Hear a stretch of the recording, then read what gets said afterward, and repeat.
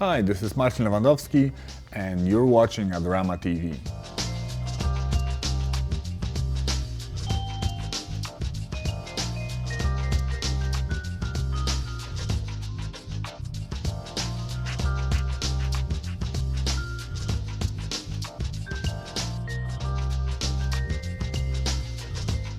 As I mentioned in the last episode, I really enjoy motorsport in general, and some years ago I extensively photographed drifting, circuit racing and local car scene. I still like to photograph cars and go to an odd meeting when I have some time, so I thought I would share with you a few observations gathered over the years when photographing cars.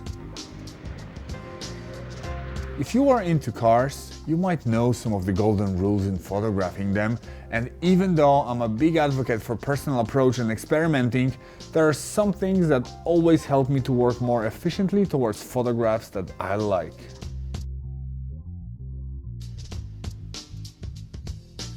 Just like with a lot of my other work, I start building from the background. This means that finding a good location is always a priority. And it doesn't matter if I photograph a vintage curiosity or something totally mundane like my own car, showing it in an interesting way is always my goal.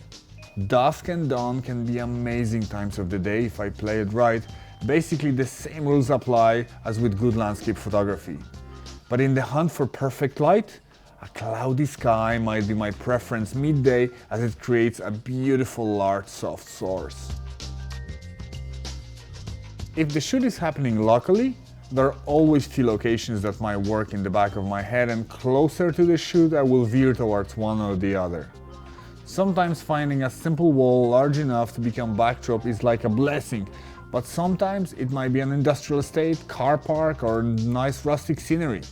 I look for something that will help me to focus attention on the car itself and either be part of the car's natural habitat or a strong contrast to it. There is no golden rule here, but avoiding distractions and keeping it simple and uncluttered is the main thing.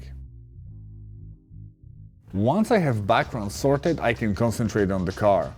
So I walk around it and have a good look before pressing the shutter. I give myself a little bit of time and pay attention to not only the shape and details, but also to how the car interacts with the surroundings. Are there any reflections I can avoid or use to my advantage? Well, wet tarmac reflecting a nicely lit car can look rather good, but seeing a photographer reflection usually isn't. Are there any background features I can incorporate into my picture, or any I have to avoid? Too many street signs are never pleasant, but symmetrical patterns, for example, can help. Are there any features on the car that will look cool on a close-up or even at a macro level? Car logos, lights, wheels, etc. I always try different angles, both in terms of my focal length choices and vantage point.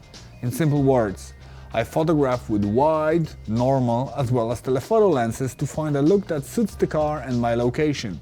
I get very close to single things out and also try to get far away to show the car in perspective.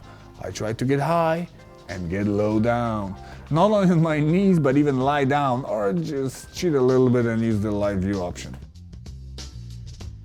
If I have time and the basics are covered, there is one more thing I usually enjoy when photographing cars.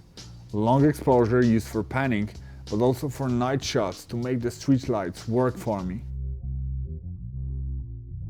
There's so many combinations possible within these constraints that simply spicing them up with few personal ideas and preferences creates an environment for some truly enjoyable shooting.